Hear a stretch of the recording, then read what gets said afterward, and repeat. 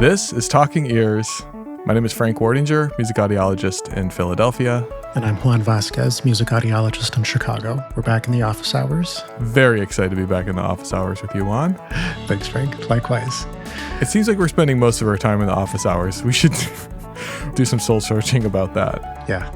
We'll be continuing on with doing guest interviews as well, but we wanted to get this helpful piece of podcasting out first with this new season to talk about how to mix monitors for individuals with hearing differences. So the first section, we covered a lot of ground. We talked about what hearing loss is and what it isn't. We talked about how the audiogram informs but doesn't necessarily imply everything that we're supposed to know about somebody's hearing. And then we started to talk about how to manage a mix so that it's easy for anybody to hear, but especially easier for folks who have hearing loss.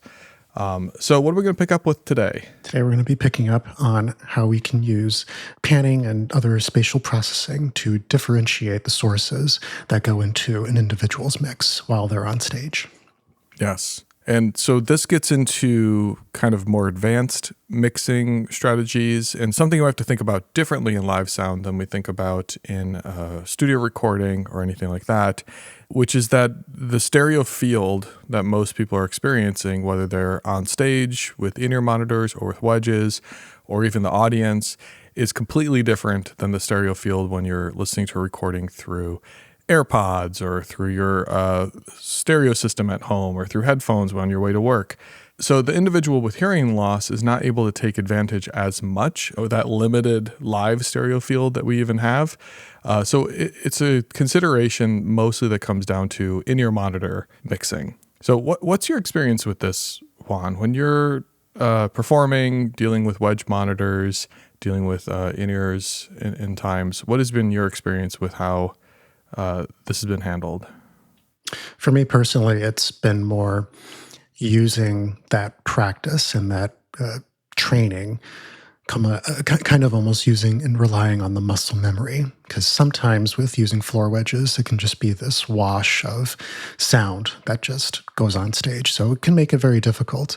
In my experience, just been relying on whatever typical wedge monitor is like, though I can imagine that an individual with hearing loss who uses in-ear monitors to potentially make things a lot easier could also come into some issues, not just with how things sound, but more so how they're experiencing it. Mm. In-ear monitors does change it because now you have two signals, right? The vast majority of people who monitor through wedges get one single monitor mix right in front of them, which is essentially a mono signal.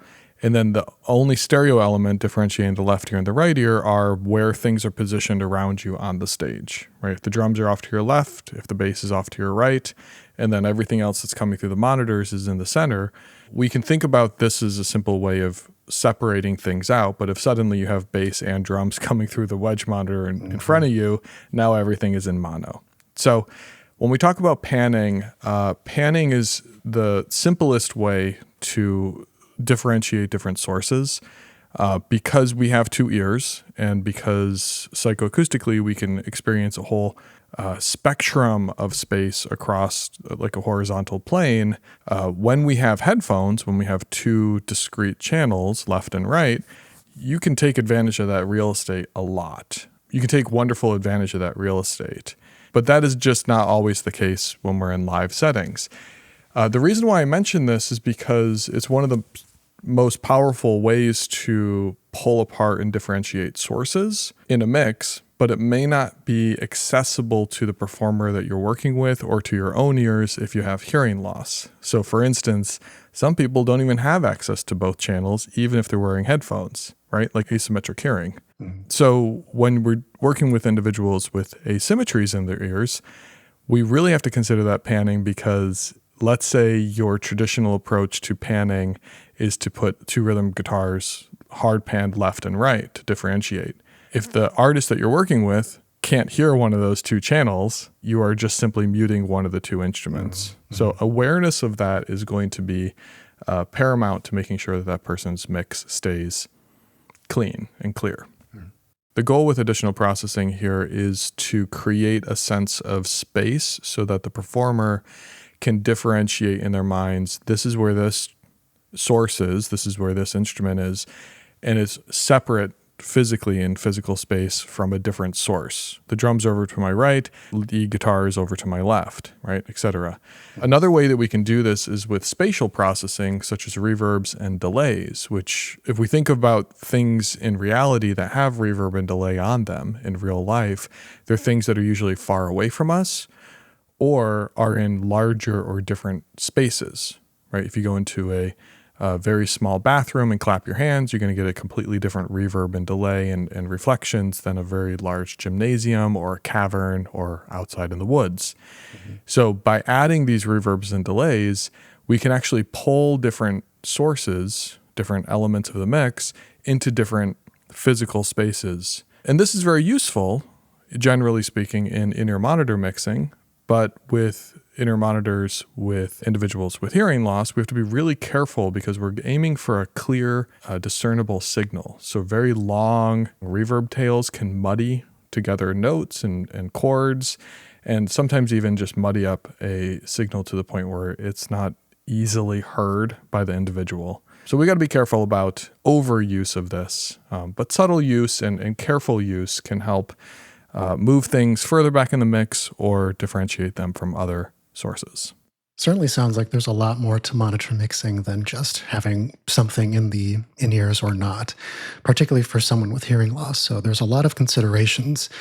Is this something that a monitor engineer would already be aware of? Is this something that they have these tools already or these kind of ideas in order to incorporate into the musician's mix who has hearing loss and is working with some hearing differences?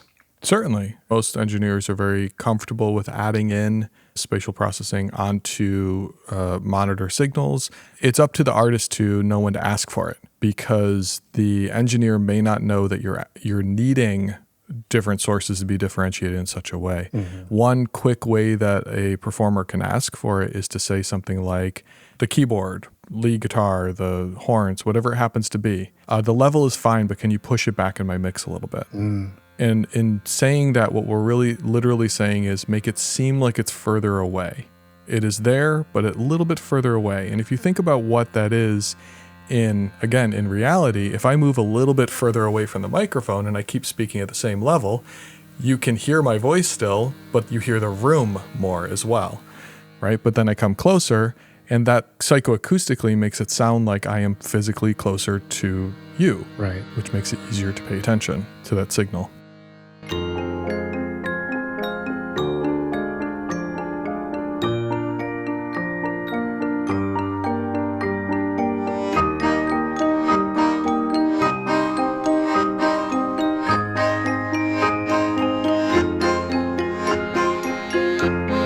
What other ways can we incorporate these sort of cues to help make sure that we have awareness of these sources and making sure that it sounds good in the mix? Another quick tool that is used a lot by engineers is multiband compression. And for the audiologists out there, I would like you to know that you are familiar with multiband compression. We use it every day when we mix hearing aids, or not mix hearing aids. Sorry, my two hats fell off. When we program hearing aids, we use multiband compression. It's simply different channels where each channel has a different compression knee, a compression threshold, a compression ratio, and each frequency channel can work independently. And they end up interacting, but each one is going to be doing a different thing to the signal. Using multiband compression can help tame down certain cues, the sharp transients, the high end of signals that you want to push back into the mix. It can tame down boominess of signals that are taking over the mix in some cases, which is often the case with vocals, especially background vocals. And you can apply these to sources to either bring them forward and have them sit right there in the front of somebody's mix, or to push back those elements. Think of it like taking a sander to a piece of wood and kind of sanding off the rough edges or the sharp corners. That's how you can use multiband compression in a mix. I don't know if I want to go too much more in depth and detail into that because we could easily talk for 45 minutes about multiband compression uses. But I did want to circle back to applying an EQ curve to the overall mix based on somebody's audiogram. So we talked a little bit about this in part one, Juan. We mentioned the different hearing aid approaches. I wonder if you would want to give us a little bit of a rehash of that so that we can dig deeper into it. So when we apply the audiogram to a mix, it's not so much copying and pasting what the graph tells us and incorporating a little bit more high end or whatever part of the audiogram needs a little bit more assistance with as far as audibility goes. But for EQing, you can have a different gain approach. Yeah. So we talked about how in hearing aids we use a prescriptive approach of sometimes a third gain, meaning if there's a 60 decibel hearing loss, we apply 20 decibels of gain. Some older approaches use a half gain, or for certain populations or certain frequency bands. What I would encourage is to maybe start with that third gain approach when we're looking at somebody's audiogram and applying it to EQ.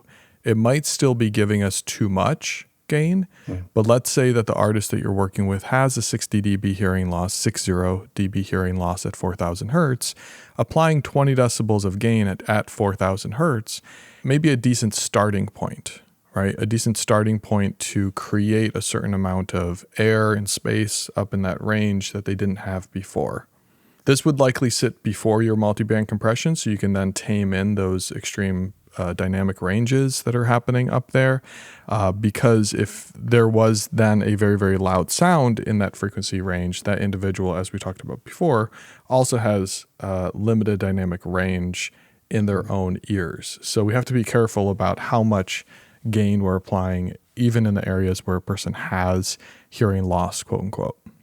And that sounds like it's something to take into consideration when applying more gain or increasing the loudness, so to speak, at a particular part of the ear. With all these tools in mind, how can we use these and support in preservation of hearing? How can we make sure that these tools aren't going to injure hearing any further? Yeah, that's a really good point. That the monitoring of that signal, the ability to say, okay, this is how much that person's getting, this is all the stuff that's going in front of it. If you're the monitor engineer and you're working with an artist who has hearing that is the same as yours, you can simply listen to the signal that they're listening to and make sure that it is not overrun with peaks and with extreme sources that are coming through and potentially damaging your hearing. You can monitor that level output. You can be sure that that person is getting what they're supposed to be getting. When that individual has hearing different than yours, right? If they have hearing loss or sensitivity to extreme loud noises, it is really tricky now because you can't just flip a switch and suddenly hear the same way that they do. So this is where having a dedicated monitor engineer who you establish some trust with. So now talking to the artist, that you've established some trust with and you have this level of communication. And a lot of these adjustments that we're talking about are not necessarily the things you're going to want to do during a show. This is adjustments you'll want to work on during rehearsal, during tech rehearsals, sound check, sure, but we're talking about a very tight schedule with sound check. So I usually like to give this some more time to build up that trust, build up that relationship, and build up that ability to communicate back and forth. Most people have difficulty explaining what they're hearing and what they need differently in a mix. That same thing is true for individuals with hearing loss. And it can be even doubly true because the clarity of their hearing may be limiting kind of the clarity of that feedback to the monitoring engineer. So building up that time to work on fine tuning, building up some time to understand simple gestures, simple indications when you're on stage saying, hey, something is happening. It's whatever is peeking through too much. This is too loud. I'm turning down the overall level because the snare drum is cutting through too loud. Can you deal with that? That's going to be really, really doubly important when a musician has hearing loss.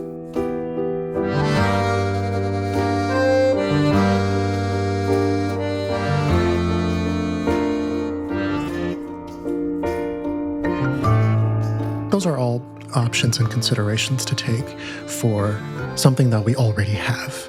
What are some things out there that can further support or maybe do something a little different as far as maybe different hardware for someone with hearing loss and using in-ear monitors. So there are different systems that are purpose-built for folks with hearing loss to support their monitoring needs. The first one that I want to talk about is one that, Juan, you and I are very familiar with. It was actually first released about 20 years ago in a different format. The current version is called the 3D-ME. It's from Sensophonics. 3D stands for three-dimensional, go figure.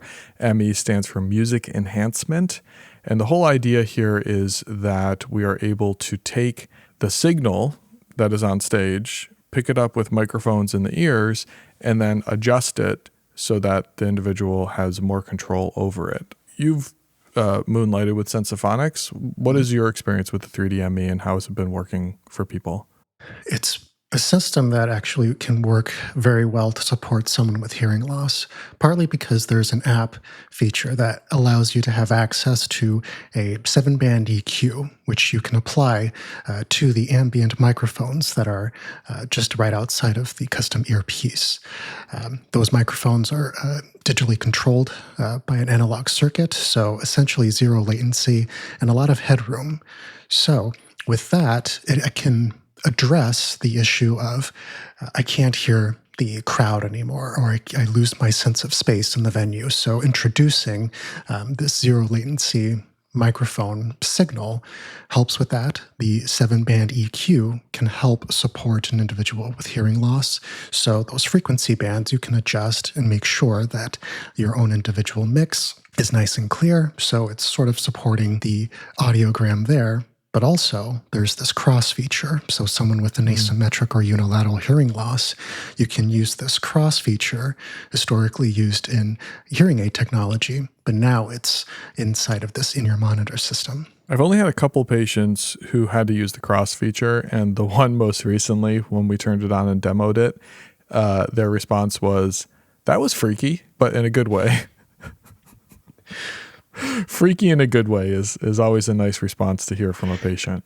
It's a little different, but it's kind of reintroducing sound in a way that they may remember, or in a different way that can help support where they are in space and on the stage and have a little bit of a clearer signal, something that's a little bit more representative of, I think, what their space is or what they want it to be. Absolutely. And I think what's important to point out with this kind of a setup is that the EQing and limiting that we just talked about at length usually is happening inside of somebody's an outboard unit that is connected to your wedge or in your monitors. And in that way, makes it very inaccessible to the musician who's standing on stage.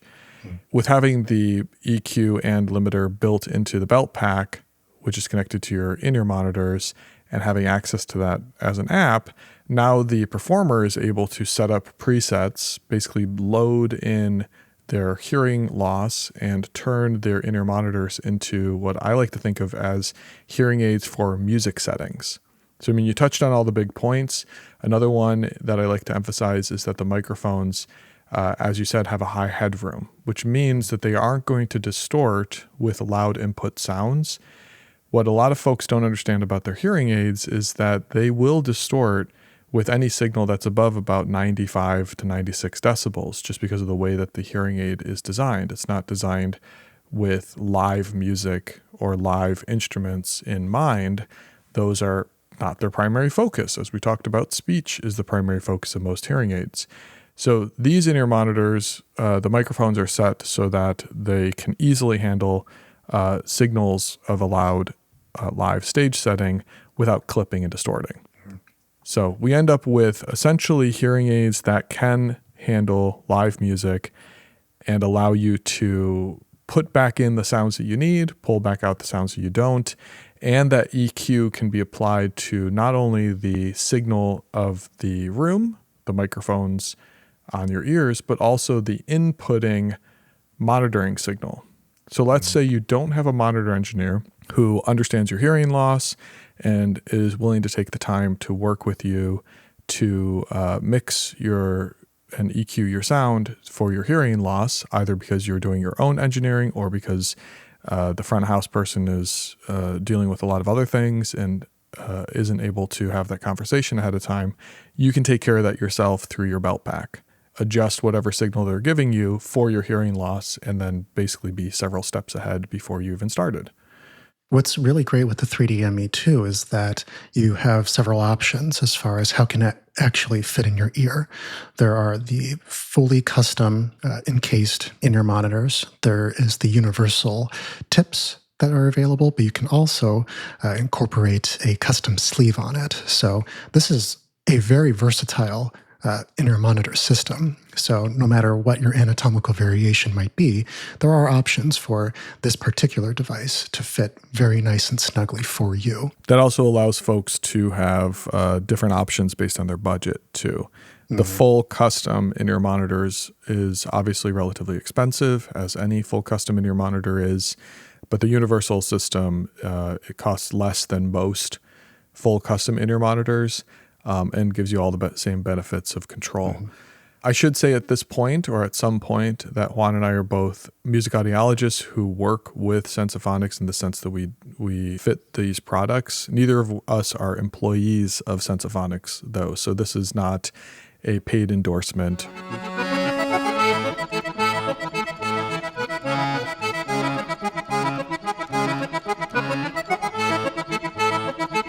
Similarly, the other device that comes to mind is from the personal monitoring company Aviom. You'll find Aviom systems at churches, studios, live event venues, and it's traditionally the system that's used by the performers to mix their own monitors, meaning they plug their monitors into this system. It is being fed whatever your system allows, 16, 8, 32 channels, whatever it is. And then you're able to do the mix right there on your own instead of relying on a monitor engineer to run the mix. They're very intuitive machines. They allow people to personalize their own mix without a lot of technical know-how, right? Everything is kind of right there on the screen and straightforward. There's other systems like this. There are tablet-based wireless mixing boards now, such as from Midas and Behringer and all the other major mixing board companies that allow performers to mix via a tablet, even a phone app in some cases. But what's different here is that this is a hardware system that each person has in front of them that's essentially like their own little personal mixing station. Full disclosure, I've been working a little bit with them as a consultant over the last couple of years. They had developed a system where you can take audiometric information, like an audiogram, input it into the system, and it will apply certain number of filters, both EQs and compressors, to the incoming signal and allow you to hear with less of the impact of your hearing loss. It's pretty special. When I first heard it, I was amazed by how it sounded because I was fully honestly expecting it not to sound as good and as clean as it did. What they brought me in to do was to help build a self-test into the system. So we developed a program that will also run the hearing test through the Aviom. And I'm hearing you say, Juan, but as an audiologist, I know that's not a calibrated audiometer. Go ahead, you can say it. But that's not a calibrated audiometer. So is that equivalent to a diagnostic evaluation? Does it hold up well when we compare two different examinations? Yeah. I mean, the short answer is no, it's not a diagnostic hearing test. You wouldn't compare the thresholds of this to a diagnostic hearing test. However, when we think about what we're actually doing with this, I don't think that matters because what we're doing is we're measuring the full system, right, including your hearing, as well as the headphones that are plugged into it. So we're taking into account everything from beginning to end. You can think of it like a profile or frequency response curve of a microphone or speaker like we talked about in part one. We're not finding that for just your hearing. We're finding that for your monitoring system. That includes your hearing and your in-ear monitors or headphones or whatever you happen to be using. So the idea there is that we're reducing the barrier for people to be able to adjust for how their ears and their system changes their ability to hear certain sounds. So it is a really interesting approach. I love the idea of democratizing access to hearing customization. rather than requiring each person to go get a full diagnostic hearing test. Although, as we've said until we're blue in the face, please do. It's very important that you know what your hearing is. But this is a quick stopgap measure to adjust for your own hearing differences, especially asymmetries. It's really good at adjusting for that. The real magic of this, though, is that you're able to choose how much of this processing you want. Engineers will be familiar with this approach where you choose how wet the signal is from 100% to 0%. So at 0%, you're getting none of the processing of your what they call audiogram EQ. And as you increase that to 100%, now it's full-on processing of what the audiogram EQ thinks your hearing would like to hear as far as compensation for your hearing loss. So very interesting system. Again, it's one of the most common used personal monitoring systems. So I just want people to know that you can download this firmware update and essentially have access to all of this adjustments that we've been talking about right through your own Aviom system. If you're new to Aviom or you're looking for a personal monitoring system, this might be a reason to look at this option. Again, we are not employees of Aviom. I don't get anything for you buying one of their systems, but I am happy to know that this is an option that's available, and I'm happy to support them in the creation of it and making it user-friendly. I'm excited for this. It sounds like it addresses that very special particular need. Actually taking a snapshot of someone's hearing using the headphones that they will be using in that sort of condition that they will be in. And so that to me just makes a whole lot of sense. And I'm delighted that this is an accessible tool that we can incorporate and help further support musicians, particularly if they have any hearing differences. And this sounds like a really great tool and option to incorporate. Absolutely.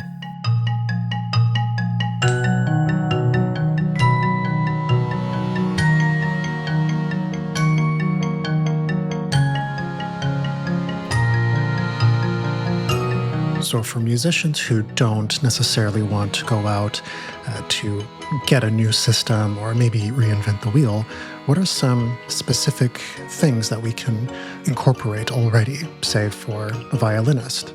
Yeah. So what I've noticed with musicians, myself included, is that we tend to be a DIY bunch. We tend to want to do things on the cheap if available, or do things using clever solutions from our own brains because we like figuring out stuff and being hands-on.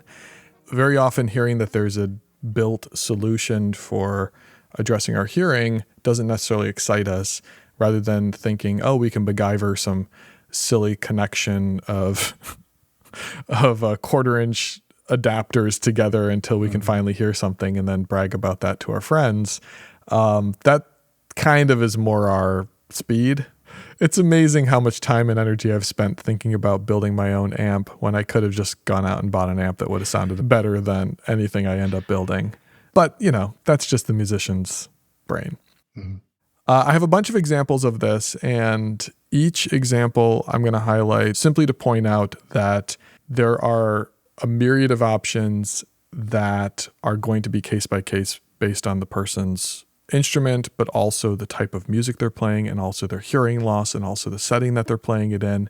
So all of these are just supposed to be to spur you along to think, okay, well, how could I address my system? It may not be this, it may be something else. Right. One is a violin example that I absolutely love. Usually I'm against violins, but this one is great. Terrible joke. This comes from a patient of mine, and I plan on writing this up with his input. He sent me some pictures of his setup, and so we'll link to the write-up about this when we get around to completing that. But he was having trouble with monitoring his own violin while performing in a symphony orchestra. And his solution, I thought, was quite brilliant. He realized that putting a microphone on his violin picks up a whole lot of noise around him, all the noise that he was trying to dampen down so that he can hear himself. So what he ended up settling on is putting a piezo pickup on his violin, running it to a little preamplifier that he kept on the floor, a cable running from that up to a headphone, earphone that he wore in just one ear, and he could hear himself louder and clearer, while at the same time blocking out a little bit of the outside world to change that signal to noise ratio, essentially. The signal being that he wants to be able to hear his own violin, the noise, quote unquote, being the rest of the orchestra around him, specifically people playing the same part or very similar parts and distracting him. So I just found that to be a fascinating and simple solution. It took a lot of trial and error, Right. but it came out with something that I think for a couple $100 of parts and connectors, he has a better monitoring system than anything we've talked about so far. That individuality too, and kind of claiming ownership of your own monitoring and your own needs. Individualized, focused, person-centered approach. Fascinating. I really love that. That's great. Yeah. And anything you can do to keep playing, right? If you've identified a barrier to continuing music or continuing performing or continuing membership in an ensemble, addressing that barrier head on. And in this example, it was him being able to hear himself over his hearing loss and over the ensemble. A very similar thing happens with keyboardists. And I've played keyboards in bands live for years and years. And I've worked with a lot of keyboardists, and they all say the exact same thing as my experience, which is that keyboard is just a different signal than guitar, drums, anything else on stage, because an electric keyboard makes no sound, right? No signal is coming out of it. So you're reliant 100% on whatever your monitoring is. Compare that with an electric guitar, you're making a lot of sound because you're plugged into an amp. Compare that with drums or bass or vocals even. There is acoustic sound coming out of you that allows you to support your monitoring. So that's the tricky thing with keyboard. The other tricky thing with keyboard is that the signal that you want to hear, generally speaking, needs to be high fidelity. With guitar, again, we're mostly in the rock and roll context dealing with a relatively distorted signal, and it's more about the vibe of the sound than it is about extreme high fidelity. Bass, I play bass in bands too, and I know that really what you need to hear is, am I on time and am I on the right note, and is my tone kind of what I mean it to be? But I'm not dealing with the high fidelity aspect of, is one keyboard patch slightly bassy versus the strings, are those cutting through? Is the reverb on my piano patch matching the reverb of the vocalist? Like these kind of details that the keyboardists are thinking about don't come through well with wedge monitors. So in-ear monitors have been a great solution for keyboardists, and you can actually run a in-ear monitor system by yourself. You don't need the rest of the band to be using in-ear monitors for you to use headphones or monitors to monitor your keyboard. There's some simple options for this.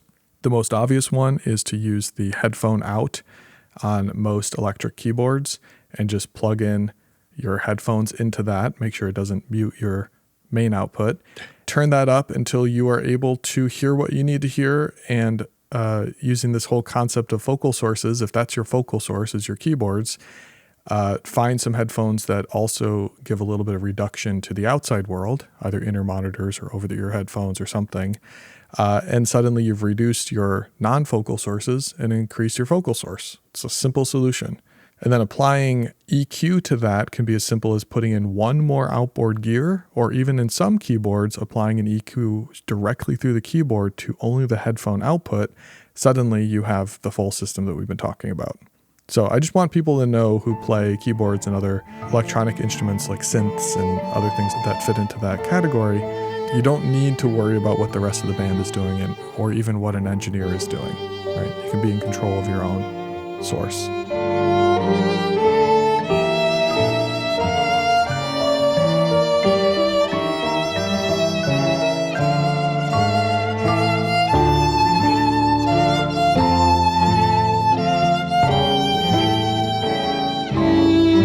So those are instrumentalists. What about a vocalist?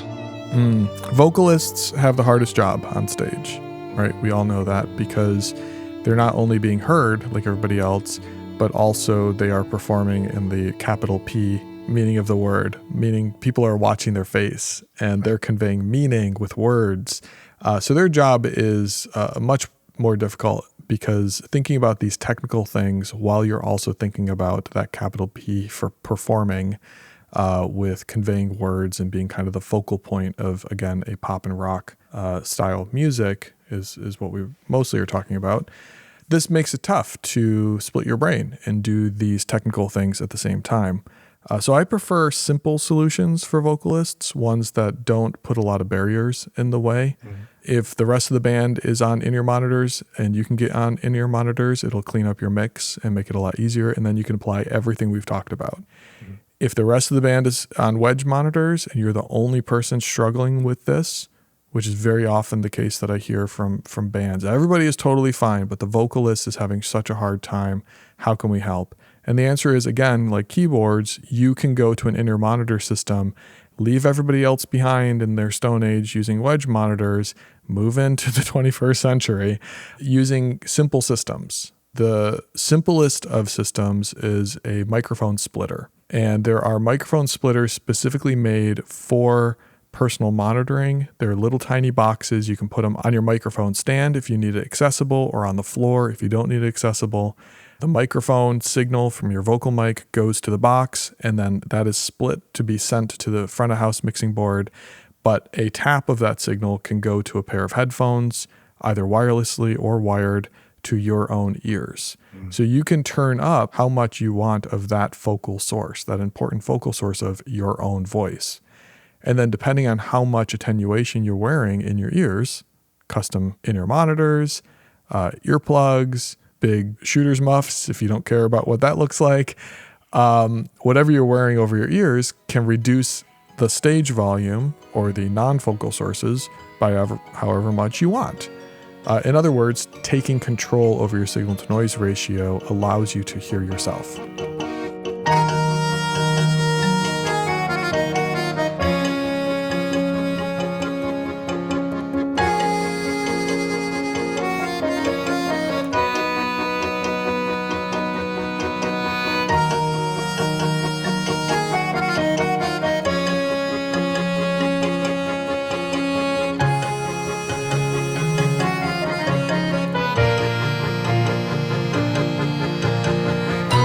At this point, we've gone over several different options and strategies, tools to make sure that monitoring is nice and clear. But what if we still can't hear what we want, whether it's in rehearsal or performance? What other things do you have in mind, Frank, for what we can do to address, well, I still can't hear myself, even with these tools?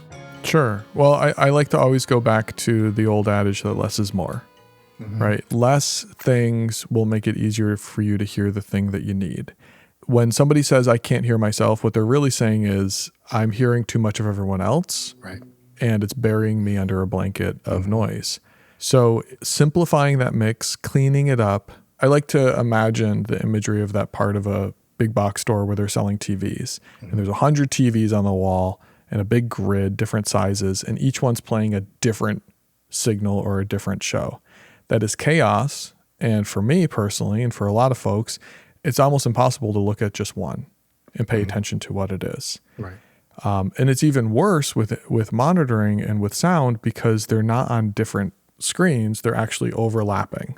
Mm-hmm. So now those signals are interfering. They're actually competing for space. Right. So simplifying that mix, get rid of junk that you don't need, right? And it may be junk that's nice for the audience to hear, like we talked about before, but simplifying and pulling out those things you don't need in your mix so that you can hear the things that you need to hear.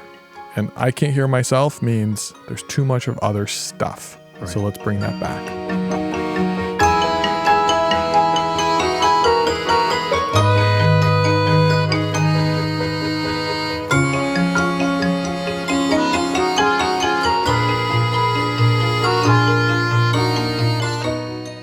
The other layer that I have to bring to this is that I very often working with performers who, due to the severity of their hearing loss or the difficulty of their setting, are still struggling after we've applied all of these things. When do we have to have a real talk about what is the future of this performance? I like to ask musicians who are struggling with this, what shape do you actually want your performance to be? What would be musically satisfying for you to deal with the realities of your hearing and the realities of the type of music that you are making. Let's ask the question, what kind of music do you want to be making that does fit in with both of those two realities?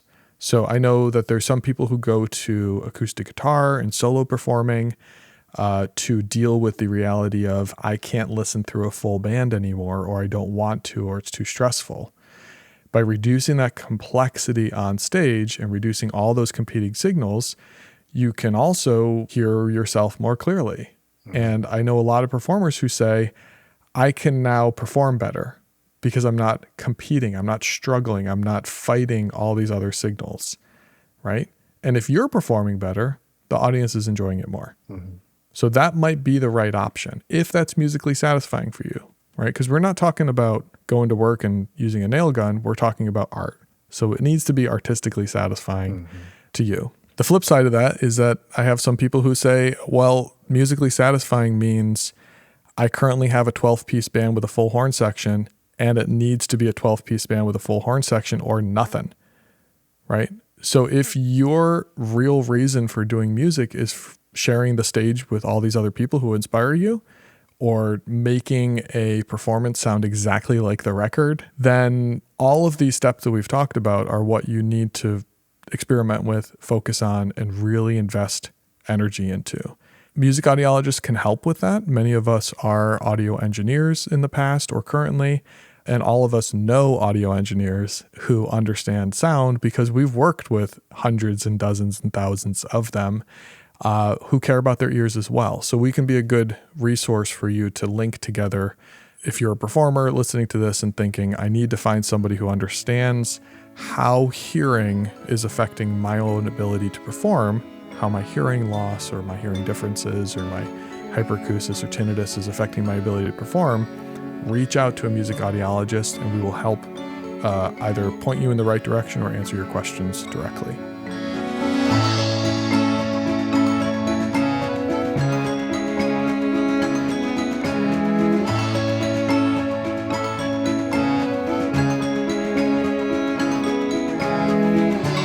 Before we started talking about this, I wasn't entirely sure of what possibilities or options there were out there.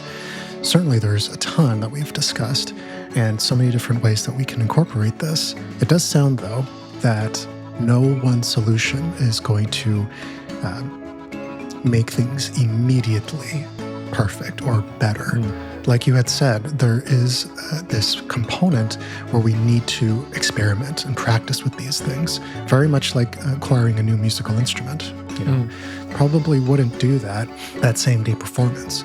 You need to take time with this, making sure that it's musically satisfying, that this is something that can be used in a way that you as the artist intended to be used. Again, absolutely. With those with hearing differences, there may be a little bit more time and a lot more considerations. And so if I was a performer struggling with this, and then I went through all of these steps and I was still struggling with this, or I found this to be daunting technically, how would somebody find a music audiologist? Log on to MusicAud, that's musicaud.org, and you'll be brought up to a website where it lists a network of music audiologists that you can go have a much more in-depth, person-centered conversation. You'll be able to find someone who can support you through your journey and find ways and strategies to develop to make sure that you're still creating the music that you want. And if you already have hearing aids, you likely already are working with an audiologist. A music audiologist is sort of a specialist in dealing with a lot of the stuff that we've been talking about, who may be able to collaborate with your managing audiologist already. There's a lot of things that we can do to adjust your hearing aids and a lot of these other systems that can support or augment or even replace your hearing aids in certain music settings, like taking off your hearing aids when you walk into the venue and putting on a music hearing aid system that we've been talking about is a pretty straightforward solution, but it does require a little bit of collaboration there between the two disciplines.